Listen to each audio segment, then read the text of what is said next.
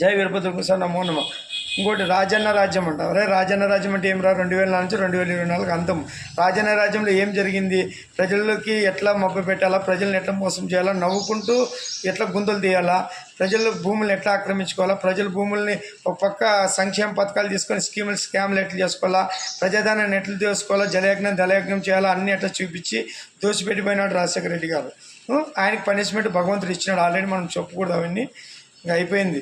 తర్వాత మళ్ళీ ఆయన ఎట్లా కొనసాగించినాడో రాజన్న రాజ్యం తెస్తానని చెప్పి ఇప్పుడు ప్రజలు అన్ని వ్యవస్థలు నాశనం చేసినాడు. ఐపీఎస్ ఐఏఎస్లు మొత్తం ఎంప్లాయీస్నే నాశనం చేసిపోయినాడు. మళ్ళీ ఈ వ్యవస్థను ఎట్లా మార్పాలా, ప్రతి ఒక్క వ్యవస్థలో చూసినా అంత అవినీతి, అంత ఇది. ఏ ప్రజలు చూసినా ఇప్పుడు తవ్వే కొద్దీ పుట్టలు తవ్వే కొద్దీ వస్తున్నాయి అవినీతులు, అక్రమాలు, తర్వాత భూ కబ్జాలు అన్నీ.